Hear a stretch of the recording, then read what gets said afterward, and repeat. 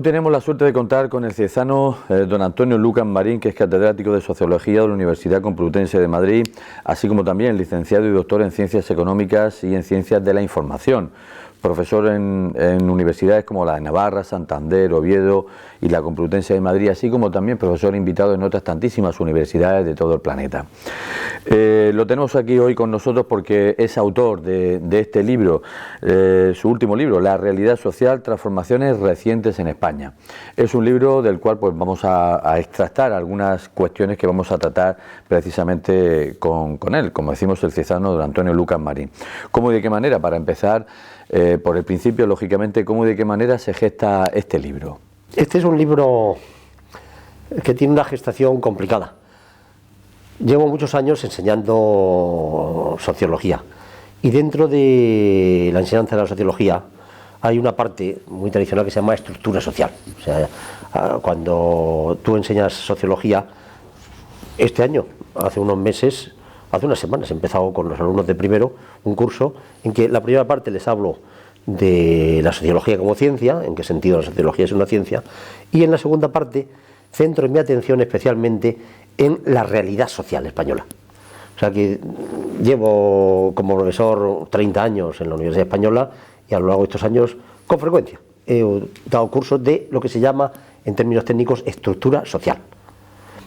La estructura tiene que ver respecto a la sociedad lo mismo que como si fuera un edificio. La sociedad es como un edificio. La sociedad no es de ninguna manera, la hemos construido. Y en esa construcción que nosotros hemos hecho hay unas partes como esenciales que se repiten, que son pautas normadas, que son relaciones que se repiten, y eso es la estructura. Este edificio tiene una estructura. Estamos en un edificio donde hay unas columnas, eso no lo pueden mover. Cuando se habla de estructura social nos estamos refiriendo a lo mismo. Entonces yo he explicado habitualmente estructura social, he explicado. Y había hecho algunos capítulos de libros. Tengo un libro que se llama Razón y Sociedad, que escribí hace ya 20 años. Entonces tenía algunos capítulos de población, de desigualdad, de familia, estaban ahí escritos. Entonces el tema por el que sale este libro es que hace 3 años tuve la suerte, porque es un cambio en mi vida, un antes y un después, tuve la suerte de pasar un año sabático en la Universidad de Pekín, en Peking University. Es la gran universidad china y una de las universidades grandes del mundo, importantes del mundo. Yo allí iba a ir a dar un curso que habíamos ya visto en un viaje anterior que hice. El curso iba a ser sobre comunicación en las organizaciones e iba a ser en inglés, Organizational Communication. Yo tengo una especialidad en mi vida que es todo el tema de comunicación en nuevas tecnologías, y otra que es el tema de las organizaciones. Las organizaciones son grupos, cómo se articulan los grupos para conseguir objetivos difíciles. ¿Qué pasa? ¿Por qué aparece el Banco de Santander? Eso es una organización. Entonces yo iba a dar un curso sobre comunicación en las organizaciones. Unos meses antes de ir me escribió la decana de la facultad donde iba a dar yo clase, en Peking University, y me dijo: mire, me han pedido ahí distintos profesores que tendrían necesidad o les gustaría que por qué no les da un curso sobre la realidad social de España. Digo, bueno, pues hombre, a mí eso no me cuesta prepararlo, porque ya llevo muchos años preparando cosas parciales. Voy a empezar ahora un parcial, una segunda parte de mi curso, que voy a hablar de la realidad social española, pues la preparo un poquito más y la voy... ¿Qué quieren? ¿En inglés o en español? No, me han pedido que quieren en español, porque van a venir profesores de distintas universidades de Pekín y alumnos que saben perfectamente hablar español. Bueno, entonces yo me presenté allí en Pekín para dar un curso que yo le titulé 10 lecciones sobre la realidad social española. Y no es ninguna casualidad que ese libro tenga 10 capítulos. Son los 10 capítulos que yo hice para explicar cómo era la realidad social española. Entonces lo que hice fue explicarlo especialmente bien ese curso y me fui allí a impartir el curso. Entonces me encontré con que, bueno, tuvo una aceptación buena. O sea, lo que hacía era durante un trimestre entero le daba 4 horas. O sea, empezábamos a las 4 de la tarde hasta las 8, le daba 4 horas sobre un aspecto población, familia, etcétera, etcétera. Porque la estructura como si se está organizada es, como la realidad social es muy complicada, lo que haces es hacer como una serie de cortes donde centras tu atención en la población, centras tu atención en la mujer, centras tu atención en la desigualdad, en los medios de comunicación de masas, en la pobreza, en el trabajo. O sea, vas centrando la atención en temas y entonces lo que haces es cortes. Puedes hacer 10 cortes o 20 cortes, depende del tiempo que llevas, pero al final lo que tú sacas es con una atención a la realidad, a lo que es. Es curioso porque cuando hablamos de estructura, la estructura es lo real, frente a la coyuntura. Ahora mismo nosotros estamos pasando una coyuntura económica desfavorable, pero la estructura económica española quizá no es la coyuntura. La coyuntura, decimos, bueno, coyunturalmente ocurre esto, pero hay una estructura, hay una realidad que está funcionando. Entonces, en cierto sentido podríamos decir que el estudio de la estructura social es una de mis especialidades. De hecho, estos días he presentado en Madrid, la semana pasada, hicimos la presentación de un libro que se llama La realidad social de Madrid, que yo soy editor, y con otros 20 personas hemos hecho un libro sobre la realidad social de Madrid. Este libro que vamos a presentar hoy, que estamos presentando sobre transformaciones recientes de España, es un libro sobre la realidad social española. Tengo otro libro publicado anteriormente que se llama La realidad de las sociedades avanzadas, que vemos cómo los países, que es un libro que también yo soy editor.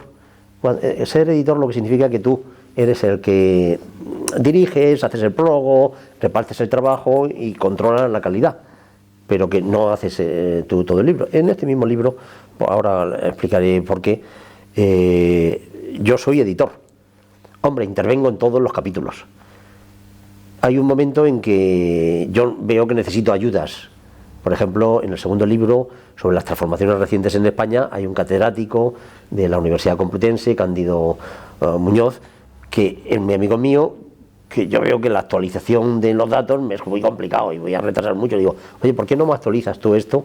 Y le das una revisión y hacemos el libro conjuntamente. El de población me echa una mano otra profesora joven, pues que ha trabajado cosas de población y que fue alumna mía, empezó la tesis doctoral conmigo. Entonces, bueno, hemos hecho. Y de hecho yo creo que voy a dedicar en los próximos años a dar estos cortes. Ahora mismo tengo una propuesta que vamos a hacer que se llama la estructura social de Iberoamérica, en que vamos a ver Portugal y España y todo Latinoamérica, cuál es la realidad social que tienen en común.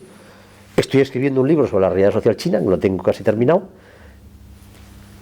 Y bueno, tengo ahora mismo una cosa, que la semana pasada he tenido una oferta de ir a Kenia, porque hay un grupo de gente que quiere que han conocido el libro mío y me dicen, ¿podríamos aplicar esto mismo con esta experiencia que tiene, con con esos esquemas y valoraciones? ¿Por qué no hacemos una cosa sobre la realidad social keniata? Y bueno, yo creo que posiblemente haré un viaje este verano a ver cómo y eso. Entonces, bueno, el origen en buena parte de este libro es, me fui a China, hice unos apuntes muy buenos muy buenos, muy bien hechos por mi parte para los alumnos que asistían a las clases. Volví aquí en el año, hace 2 años volví, y entonces me encontré cuando volví aquí que la realidad social había dado un cambio reciente muy grande y he tardado 3 años en adaptar unos planteamientos que tenía más bien optimistas. En el año 2008, bueno, creíamos que íbamos a ser no solamente el presidente, no solamente Zapatero, que decía que íbamos a adelantar a Francia y tal, sino que había un esquema optimista. Y entonces cuando vine aquí y me encontré en el 2009 con un planteamiento más pesimista y yo mismo capté que teníamos que rehacer algunos de los esquemas sobre la realidad. O sea, porque claro, los libros de estructura social siempre son mucho dato. O sea, la población no es, a mí me parece que la población española, no, lo que ha pasado con la población, como la realidad es muy complicada, la realidad social lo que haces es, sigue siempre series estadísticas temporales. O sea, la población en España, decir que tenemos en España 47 millones de habitantes, ¿es mucho o es poco? ¿O es qué? Bueno, pues tú dices, mira, en el siglo XIV éramos 8 millones de habitantes. Entonces hemos ido cambiando y además ves un poco, te comparas contigo mismo, qué ha pasado con tu evolución histórica. Después haces estudios comparativos con otras sociedades. En Francia ocurrió no sé qué, en Alemania ha ocurrido esto, ha ocurrido en otras sociedades. Y después ves los planteamientos de desigualdades internas. Pues mira, pues resulta que el cambio ha sido muy diferente. Hay una cosa que a mí me hizo gracia. Yo he estado mucho tiempo viviendo en Asturias, estuve 7 años. Entonces en Asturias, cuando yo viví allí, hace 25 años, casi 30, viví allí, Asturias tenía los mismos habitantes que Murcia. Entonces en Murcia teníamos 1 millón, no llegaba a 100.000 habitantes. Murcia va por 1.400.000 o 1.500.000 y ellos se han quedado en 1 millón.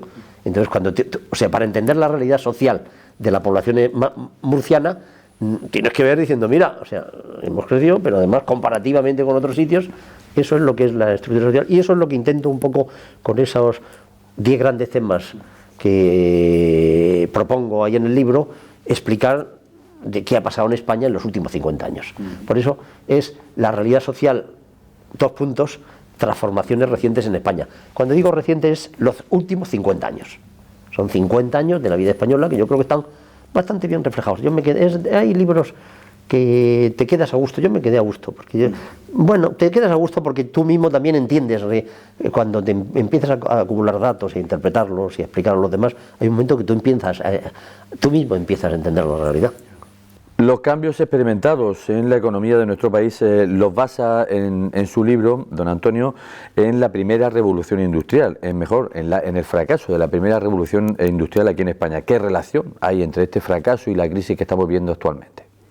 Vamos a ver, a mí me parece, este es un tema muy estudiado, el tema del fracaso en España de la revolución industrial.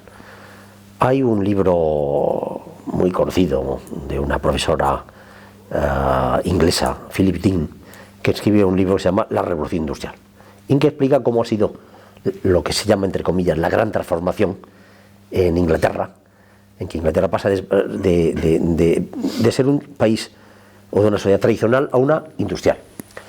En la práctica, lo que significa esta transformación es un crecimiento muy grande de riqueza.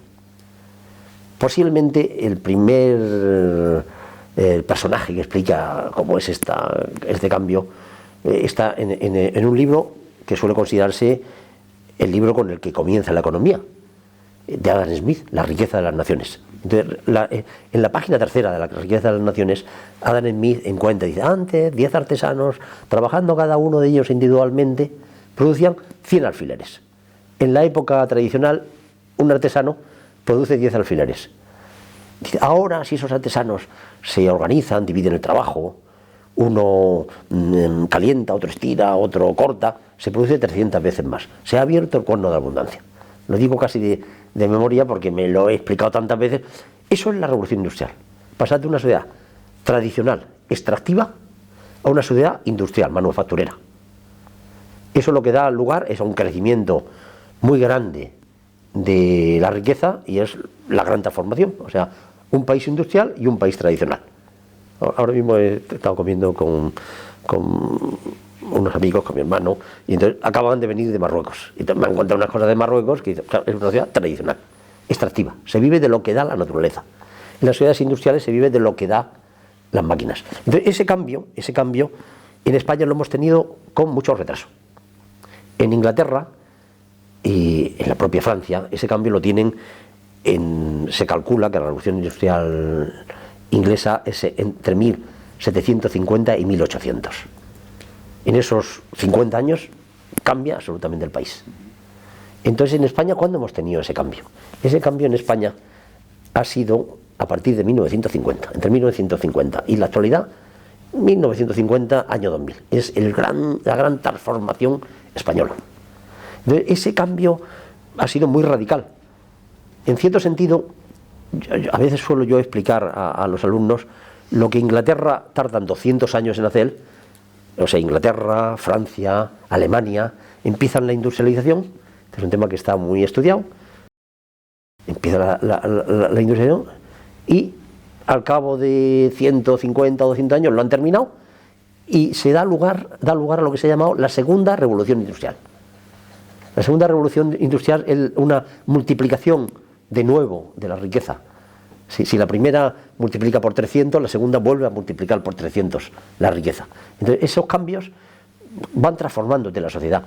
Hombre, nos centramos en el tema económico, pero también no son cambios en la población, en la mentalidad de la gente, son unos cambios muy grandes.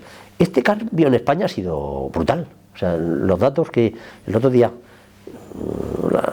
la semana pasada, estuve explicándole en España cómo nace la sociología a mis alumnos en la Facultad de Ciencias de la Información, y les explicaba un dato que lo tenía a mano, que es que desde 1950 a la actualidad, la riqueza, el Producto Interior Bruto en términos constantes per cápita se multiplica por 7. Eso significa, quitando inflaciones y tal, eso es brutal. O sea, cuando una sociedad entera, todo el mundo de media, multiplica su riqueza por 7, ¿qué pasa? Pues que pasa de ser un país extractivo, que la gente vive en unos niveles de pobreza, estancamiento y tal, a unos niveles absolutamente diferentes, pasa a ser un país rico.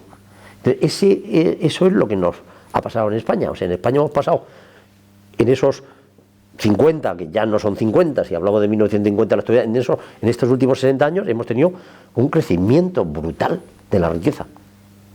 Eso, vamos, cuando yo era pequeño yo veía lo que comía la gente aquí en Cieza, gente que desayunaba pan y olivas, o sea, y tú te das cuenta en las cafeterías, tú, cómo están las calles, y ¿qué ha pasado? Ha habido un crecimiento brutal de la riqueza, se ha multiplicado por 7. ¿Eso qué es? Revolución industrial. Hombre, no es solo revolución industrial, nosotros hemos tenido, hay un momento que se suma a esa revolución industrial lo que yo llamo revolución informacional. Empieza primero la producción en serie y después la producción automática, que es lo que nos da. Pero la revolución industrial es un cambio grande que hemos tenido. O sea, que la gente en la sociedad tradicional comía de una manera muy diferente a la que comemos nosotros. O sea, yo la ropa que llevo ahora mismo es toda ropa industrial, hecha en serie, muy barata comparado. ¿Qué he comido?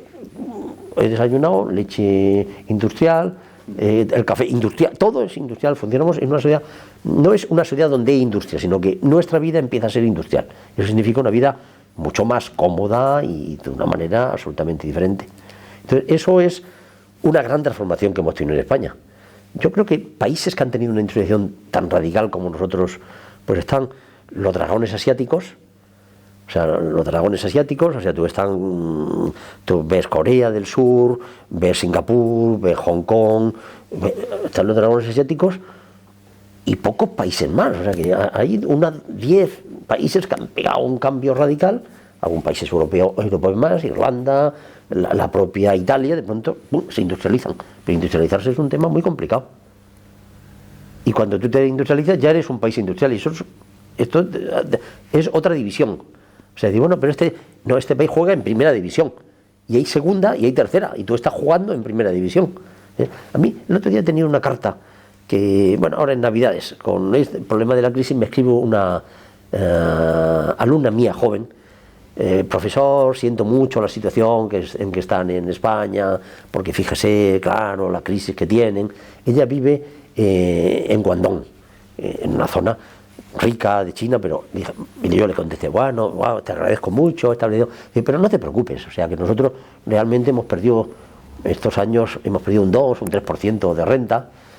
Todavía tenemos, en términos reales, entre 10 y 15 veces la renta per cápita que tiene China. O sea, que nosotros, o sea, yo cuando he estado viviendo en China y me llegaban los 3.000 y pico euros de un profesor de universidad y tal, allí era un millonario, porque en los cajeros chinos no te permiten sacar más de 100 euros al día, no te permiten. O sea, yo no podía sacar todo el dinero que yo tenía. O sea, que tú eres un supermillonario porque estás industrializado. Es un país que estás industrializado, estás enriquecido. Entonces, en España, el cambio que hemos tenido brutal ha sido este. Entonces, ¿qué pasa? Que es un cambio brutal, hemos dado el salto. Y hay un planteamiento que yo creo que podemos saber en algún momento, pero creo que lo que ha pasado en España es que ese cambio brutal que hemos tenido, lo importante no es tanto el crecimiento económico como el cambio de mentalidad. Y en el cambio de la mentalidad, pues nos hemos pasado. O sea, me parece que hemos tenido ahí una situación en que, bueno, y llega un momento que crees que la riqueza aparece por sí sola La diferencia que hay ahora mismo, he estado ahora en el mes de diciembre, estuve en una tesis doctoral, estuve en un tribunal de tesis en la Universidad de Essex, en Londres, que me invitaron, y entonces estuve viendo, y me dije, bueno, pues es como España. ¿Qué pasa? Que tú te das cuenta que está todo como más sedimentado. O sea, aquí hemos hecho lo que han hecho ellos en 200 años, nosotros lo hemos hecho en 50. ¿Hemos hecho lo mismo? Sí, pero a lo mejor, o sea, te nota, o sea, es el nuevo rico. Yo creo que en España lo que nos pasa es la situación de nuevo rico, porque el cambio de mentalidad nos cuesta. O sea, que yo tuve los programas de televisión, ¿pero qué me dice esta gente? O sea, ayer venía en el tren y venía una madre hablando con su hija, oía la conversación diciendo, pero bueno, ¿dónde estamos? O sea, hay un cambio de mentalidad que en un sitio lo han dado hace 200 años, eso significa que la gente lee los periódicos, y en otros sitios pues la gente le cuesta abordar los temas de la modernidad, lo hace de una forma muy distinta a que se hace en otros. Ese es el gran tema, a mí me parece. También el trabajo ha centrado la atención de uno de los capítulos de este libro. Actualmente podríamos hablar de trabajo, o mejor, de la ausencia de trabajo, porque el trabajo se ha convertido en una meta a conseguir y no en una herramienta que nos proporcione felicidad y bienestar. Sí, trabajo como bien escaso. Se ha transformado el trabajo en un bien escaso. Bueno, hay una cosa, dentro de los temas que me he dedicado yo a investigar y en los que he trabajado en los últimos años, uno es el propio trabajo. Entonces el trabajo, a veces la gente cree que el trabajo, se confunde mucho el trabajo con el empleo. O sea, me ha pasado alguna vez visitar a alguna familia, me dice la mujer, bueno, una familia, tienen 6 o 7 o 8 hijos, me acuerdo de una familia que tenían 8 hijos, y hablando con la mujer, digo, bueno, ¿y tú qué es lo que haces? Y me dijo, yo no trabajo. Entonces yo la interrumpí radicalmente y dije, bueno, quien no trabaja es tu marido, que se va por la mañana pero que tú te quedas aquí, porque tenía además 3 hijos todavía. Quien trabaja aquí eres tú, o sea, bueno, no, lo que quiero decir es, bueno, oye, que tú sí trabajas, o sea, no podemos, eso es un tema que confundir el trabajo con el empleo es una mala cosa, o sea, es una mala cosa. Ahora veremos. Una de las cosas que me he dedicado en mi vida ha sido intentar aclarar las diferencias que hay entre trabajo y el empleo.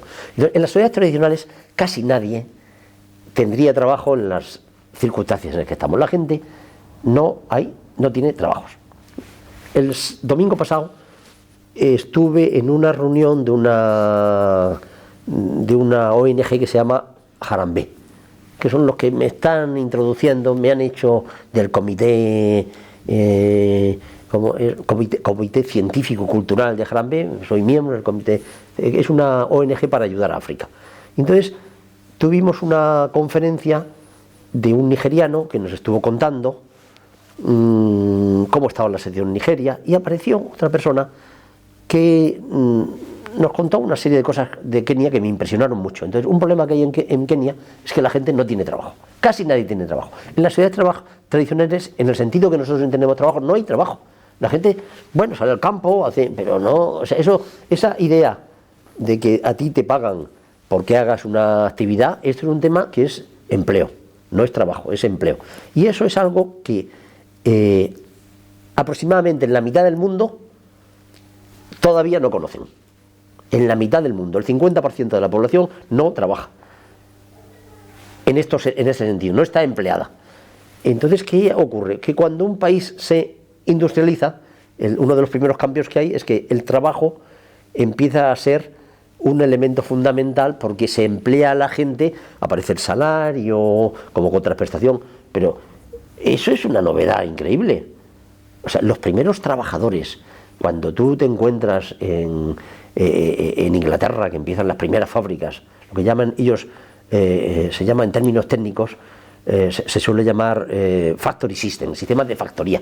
La gente salía por la mañana al campo, tomaban las frutas, hacían lo que sea, te lo llevaban. Entre otras cosas, lo que se hace siempre que empieza el sistema de factoría, empieza una revolución agrícola, que es que cierran los campos. Los campos no son de todo el mundo, sino pero eso en las sociedades tradicionales no existe. O sea, en España hasta 1700 la gente salía al campo y ya está, no se sabía de quién eran los campos, eran de unos señores, ¿eh? Entonces lo que ocurre es que a partir de ese momento, por los procedimientos que tú tienes de factory system, a la gente empiezas a pagarle por hacer unas tareas. Y entonces el trabajo se va confundiendo cada vez más con el empleo. Había un momento en que cuando se dice que la tasa de actividad de un país es de un 60, de un 70%, es que el 70% de la población está, pero siempre hay un 30%, que son gente que no, que está cuidando su casa, que está cuidando a sus padres. ¿Esos no trabajan o qué? Esos también trabajan. O sea, hay mucho, o sea, todas estas estadísticas que dicen son cosas que tienen que ver, bueno, la mayoría de las actividades que yo hago no las hago porque me paguen, o sea, yo no, digo, bueno, oiga, ¿cuánto me pagan a mí? Yo vengo aquí, o sea, yo del trabajo que yo hago, lo hago el día, yo trabajo, calculo todas las horas, todos los días, más de 8 horas, más de 10, normalmente más de 12. Estoy todo el día, ¿qué tal? Una conferencia, más de la mitad del tiempo que hago no tiene que ver nada con la remuneración que me dan. O sea, si yo en todas las conferencias, cuando vas a Latinoamérica y tal, digo, bueno, este año he estado en 12 países dando clases. Bueno, te habrás hecho de oro. No, yo me conformo con que lo servido por lo pagado. O sea, voy allí, te pagan no sé qué, pero no funcionas con esos esquemas. Este es un esquema capitalista. Hay un libro muy bonito de Tilly, es un profesor norteamericano que dio lugar en el primer año sabático que yo estuve en la Universidad de Stanford. Fui allí porque precisamente hay un señor que se llama Rifkin, que yo lo considero habitualmente un catamañanas, que había empezado a decir que en las nuevas sociedades no se iba a trabajar. Los incrementos de productividad eran tales que esta productividad iba a hacer que la gente no trabajaba. Y entonces yo me encontré un personaje, que es un libro de Tilly, y me fui a Norteamérica un año. Estuve en la Universidad de Stanford, en la biblioteca fundamentalmente, y al volver escribí un libro. Y una parte del libro tiene que ver con el trabajo. Entonces, Tilly dice que el trabajo, que la mitad de la población en el mundo, según ese esquema, no trabaja. Cuando hay mucha gente que está trabajando, que no tiene empleo, es lo que quieren decir. Y tienen que tener cuidado con lo que dicen. Segundo, que lo que significa trabajar es añadir valor. Y eso es lo que significa trabajar. Trabajar no es recibir dinero, sino es recibir valor. Y eso es lo que tú tienes que ver la manera de hacer. Y a mí me parece que lo que ha pasado en España, estamos en un momento, una situación de crisis que tiene que ver, bueno, tenemos un 22% de gente que no está trabajando. ¿Qué significa eso? Bueno, posiblemente no sea, o sea, si tú vas, ¿qué pasa? ¿Esta gente no está haciendo nada? Hay mucha gente que está haciendo muchas cosas, porque después el 20% más o menos del trabajo que hay en España es de los flujos económicos son dinero negro. Bueno, eso son gente que está trabajando, pero no lo dice porque le cobran. O sea que la realidad no es tan radical. Hombre, lo que sí está claro es que de pronto, por una serie de circunstancias, en España hemos entrado en crisis. ¿Cuáles son las circunstancias?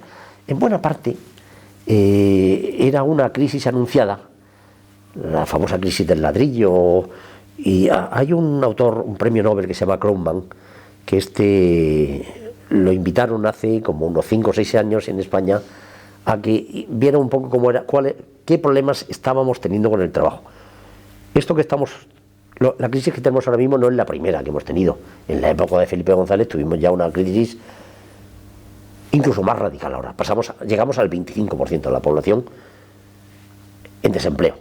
O sea que todavía tenemos unos cuantos puntos para subir. Tuvimos esa decisión. Entonces, ¿cómo se resolvió esa situación de crisis? Bueno, hizo Felipe González una tras otra, hizo 2 veces, hizo devaluaciones. Cuando tú devalúas, ¿qué es lo que ocurre? Cuando devalúas es que el dinero que tú tienes empieza a valer comparado con el de otros países, con el dólar concretamente. Si tú evalúas un 25%, que te has empobrecido un 25%. Entonces lo que pasa es que en la devaluación, en la medida que eso nos corresponde a todos, como a todo el mundo nos han quitado un 25%, no pasa nada. Krugman, cuando estuvo hace 4 años o 5 aquí en España, cuando volvió, dijo, ¿cómo está la situación española? Él afirmó, y yo lo creo en buena parte, que en España los salarios estaban sobrevalorados sobre un 20 o un 25%. o lo que es lo mismo, que en su opinión habría que hacer una devaluación. ¿En qué situación nos encontramos? En que estamos en una situación europea con unos socios, nos hemos acordado, hemos cedido una parte de nuestras libertades, y una de las partes de nuestra libertad económica que hemos cedido, ¿cuál es? Que no podemos devaluar, tenemos una moneda única. Entonces, ¿cómo?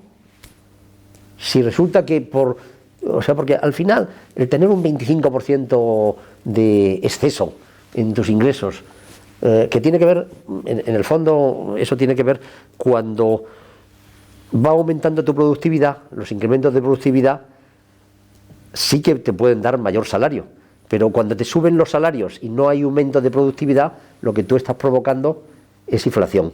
Es una apariencia de que estás ganando más dinero, pero no estás ganando más dinero, sino que pues, estás aprovechando de las situaciones. Entonces, a mí me parece que la situación que tenemos ahora mismo es que, bueno, ¿cómo bajar ese 25%? Eso es el gran tema, es cómo bajar, porque dice, bueno, no será el 25%. Hombre, cuando hay una situación como hemos tenido en España de casi 50 años de crecimiento económico, hay un momento que la gente cada vez está más optimista y se cree, aparecen culturas como la cultura del pelotazo. Tú vas, todo es bueno, yo me hago aquí de oro con no sé qué. Y dice, bueno, ojo, que como no haya productividad, sino que simplemente tú te has beneficiado de una situación, eso va a tener unas consecuencias. Estuve con un profesor, Cándido Muñoz, comiendo el otro día, y estuvimos hablando, un grupo de profesores, lo que ha ocurrido en España. O sea, ¿cómo es posible que un director de banco, que un presidente de un banco gane 3 millones de euros, o sea, 3 millones de euros al año? ¿Eso qué pasa? ¿Que su productividad es increíble? No, se han monopolizado. Bueno, yo digo, las cajas de ahorro, decir, bueno, ¿cómo es posible que en la CAM, la directora, ¿qué pasa? Tenía unos estudios especialísimos en máster. No, era una tipa que había ido, una persona que había ido, y a un momento que se ha apoderado un grupo de gente del poder, y te encuentras con que estos días hemos conocido de gente que se ha creído que puede, bueno, yo creo, si resulta que el propio presidente de gobierno, el presidente de gobierno ganará 100.000 euros al año, 120.000, no gana más. Un catedrático de universidad con un salario bueno, y decir, bueno, no llega a 100.000 euros, o sea, no llegas y te pegan un corte de un 30%. ¿Cómo es posible? ¿Qué pasa? ¿Este señor es un genio? Que le dan 3 millones de euros al año, o sea, increíble. ¿Qué es lo que ha pasado? Que hemos perdido la noción, entonces vamos dándola y nos creemos que es esto hay que cortarlo, esto es un tema, o cortamos a todo el mundo. Entonces el problema para cortarlo, es curioso, claro, la gente que estamos asalariados es muy fácil cortárnoslos, pero ¿y la gente que no tiene el salario? O sea, de mis ingresos yo pago impuestos regionalmente. ¿Por qué? Porque es que me retienen. Yo pago un tercio de mi salario, se va a Seguridad Social e impuestos. Un tercio. O sea, bueno, entonces, ¿cuánto? No, pues podría ganar un tercio más, pero y estoy yo encantado, porque claro, tengo un buen salario, tengo un buen trabajo, y entonces estoy dispuesto a que me bajen, estoy dispuesto. Hombre, y oye, habrá que bajárselo a los demás, no voy a ser yo el único. No querréis que sea yo en España el que resuelva los problemas. Tenemos que resolver los problemas entre todos. Para entender los cambios que se han producido en estos y otros aspectos del libro aquí en nuestro país, es importante también entender los cambios que se han producido en los valores, en la mentalidad de los españoles. Los cambios de valores, de mentalidad, pueden ser también causantes, o por lo menos pueden influir en la situación que estamos viviendo en este momento aquí en España. Bueno, yo les decía antes, o sea, a veces cuando se habla del proceso, todo el proceso de cambio, hemos hablado antes de la revolución industrial, hablamos que pasamos de una sociedad tradicional a una sociedad industrial, y ahora hemos pasado en los últimos años a una sociedad informacional. Entonces, es curioso porque los temas económicos o productivos es como más fácil de medir, de tocar. O sea, que tú dices, bueno, ahora antes está el dinero, todo eso, pero a mí no me gusta, no me gusta hablar de sociedades industriales, me gusta más hablar de sociedades modernas, porque yo creo que los cambios O sea, yo no soy un hombre que es industrial, sino yo me he hecho, o sea, lo que ha ocurrido es que yo he cambiado la mentalidad. O sea, los cambios son cambios de mentalidad. Por supuesto que los cambios de mentalidad tienen que ver con procesos productivos. O sea, que la mentalidad la mejoras y la cambias mucho a través de que has aumentado tu economía y por tanto has viajado y has estudiado y has hecho algo. Si no tienes unos procesos económicos subyacentes buenos, pues no hay nada que hacer. Pero, vamos, los cambios son fundamentalmente cambios de mentalidad, son cambios de valores. O sea, antes cuando no hay cambios de valores, hay un momento en que la gente lo que cree es que la economía es, pues bueno, arrasar. Lo que ha cambiado no solamente es un tema económico, formas de producción, ha cambiado la mentalidad. En muchos casos para bien, en la mayoría de casos para bien. Pero de vez en cuando te das cuenta que los cambios de mentalidad no han sido todos los positivos que que deberían de ser. También es curioso saber, conocer o incluso pedir a nuestro invitado de hoy que haga una reflexión en voz alta acerca de si los momentos que estamos viviendo nos conducirán, son un atajo, que de nuevo pues nos conducirán a un camino que es el que debemos de seguir, o por el contrario, no hay atajo existente. Y este camino, esta situación que estamos viviendo en este momento, pues es la evolución lógica, natural y normal que sigue un país como el nuestro. Vamos a ver, yo hay una cosa que para mí es central y que he dedicado bastante tiempo a reflexionar, que es la sociedad no es de ninguna manera. La realidad social, la sociedad es una construcción. Hay un libro muy bonito y que yo cito mucho y que me lo he trabajado mucho de dos autores, uno norteamericano y otro alemán, Berger y Luhmann, que se llama La construcción social de la realidad. Ellos plantean que la realidad social es construida. O sea, nosotros vemos, cuando vamos aquí a un sitio, yo vengo aquí y me encuentro con una habitación construida. Cuando vengo a Cieza me encuentro con una realidad construida. Pero Cieza no es, o sea, es tan construida ahora como lo era hace 50 años. Son construcciones sociales. Entonces esas construcciones sociales a mí me interesa mucho desde el punto de vista teórico. De hecho, el último libro que acabo de publicar a final del año pasado tiene un apartado importante que tiene que ver con esta construcción social de la realidad que se manifiesta en dos procesos. El proceso de objetivación social, como la realidad se va transformando en una cosa como objetiva. Yo lo veo, cuando vengo aquí ya me la encuentro hecha. Y decimos, eso que dice, no, es que Cieza es así. Y yo siempre digo, Cieza no es de ninguna manera, ni China es así, es de ninguna manera, es una construcción, o sea, hecho así. Y hay un proceso, o sea, hay un proceso por el cual nosotros construimos la sociedad es una construcción humana, que la planteamos y la consideramos como si fuera una cosa objetiva. Me la encuentro ya muy hecha porque además cambiarla es muy difícil porque se ha hecho con muchos aportes y mi aporte no cambia casi nada. Es decir, yo en el fondo en esta sociedad, si yo muero, ¿qué pasa? ¿Va a cambiar España? No pasa nada. O sea, yo soy un tipo más del engranaje de decir, bueno, lo sentirá tu mamá, tu abuela, pues tu mujer, una serie de gente lo dice, pero tú desapareces y no pasa nada, porque la construcción está ahí, o sea, socialmente la construcción está ahí. Y entonces esa realidad social construida te construye a ti. O sea, yo soy producto de la sociedad en que vivo. O sea, al final, cuando vas a ver lo mismo que para la sociedad, para mi misma persona, yo soy producto de una sociedad en que vivo. Soy una persona que nació en Cieza en 1945, el día de la Cruz, y que ha estado marcado que por una serie de cosas que te ibas de pequeño a las zarzas y te escapabas a bañarte, cuando a veces te bañabas sin bañador para que tus padres no se enteraran que te habías escapado. O sea, lo que has hecho toda tu vida y eso te ha ido. Al final tú tienes una persona que es un producto de la sociedad en que vive. O sea, pensar que tú eres un punto firme es producto. Entonces, son estos dos procesos: socialización, una persona es producto de la sociedad en que vive, y objetivación social. Esa persona construye la sociedad. Berger y Luhmann dice, el hombre construye la sociedad. La sociedad se transforma en una realidad objetiva. Y esa realidad objetiva construye al hombre. Este es el planteamiento. Ahora, eso aplicado a donde estamos, a mí a lo que me llega es decir, bueno, la realidad social de España hasta hace unos años era la que nosotros habíamos construido. Mucha gente que empezó, cuando te hablan de la guerra, los años de no sé qué, los años del hambre, hay un momento que empieza una transformación, empieza un crecimiento económico, con muchas aportaciones positivas de mucha gente que ha trabajado y que...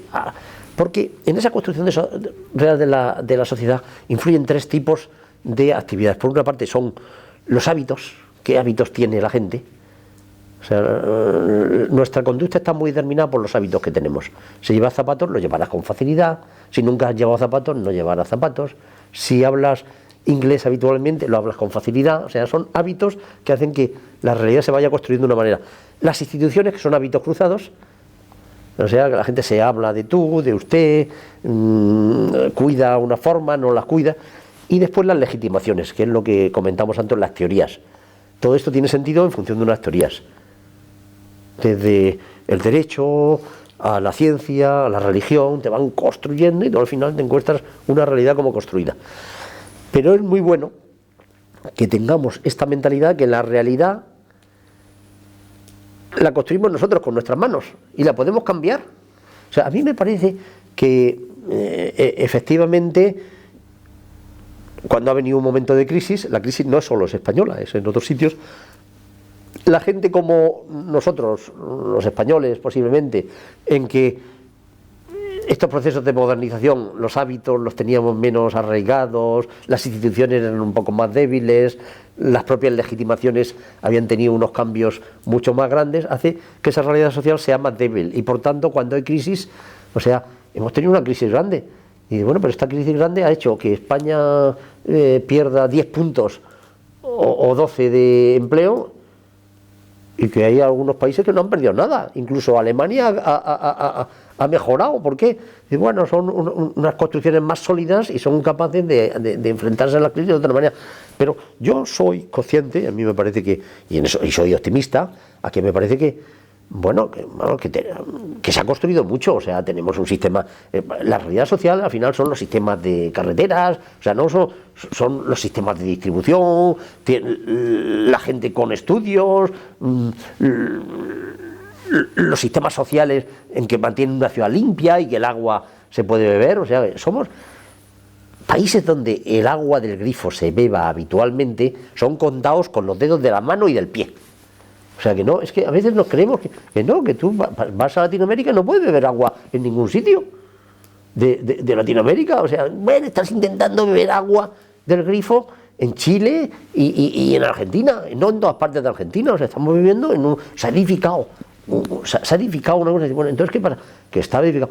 Que en algunas cosas, como hemos visto, en que hay un momento que incluso te parece normal, como ya sabes que el director del banco o de la caja de ahorros gana 2,5 millones, y hay un momento en que y hay un momento en que hay que decir, oye, eso es un escándalo y eso hay que bajarlo porque no es productivo, y esa productividad nos la están quitando a todos los demás. O sea, hay que ver la manera que es lo de lo que los políticos tengan las posibilidades de tener una caja, una tarjeta de crédito.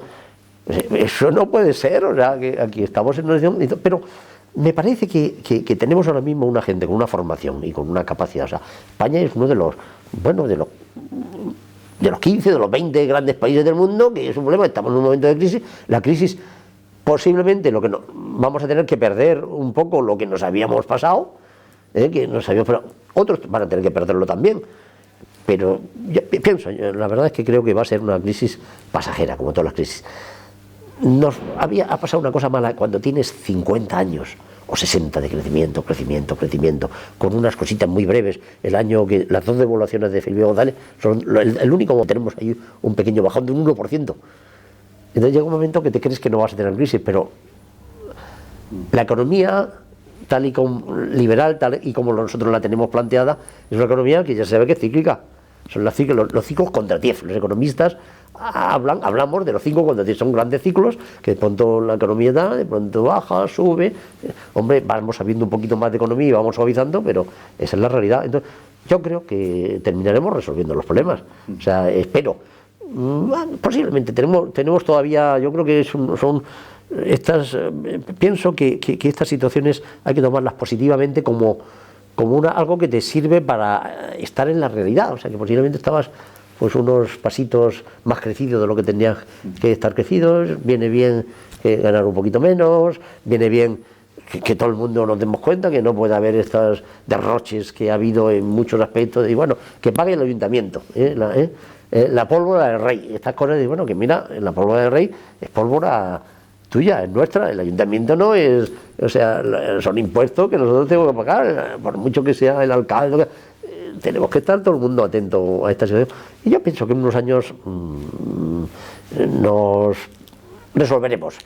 Y estaremos mejor que lo que estamos, porque estaremos más en la realidad.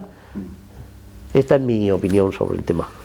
Muy bien, pues con todas estas reflexiones, con todos estos comentarios y con este libro del ciezano don Antonio Lucas Marín nos vamos a quedar. Recordemos el título: La realidad social, las transformaciones recientes en España.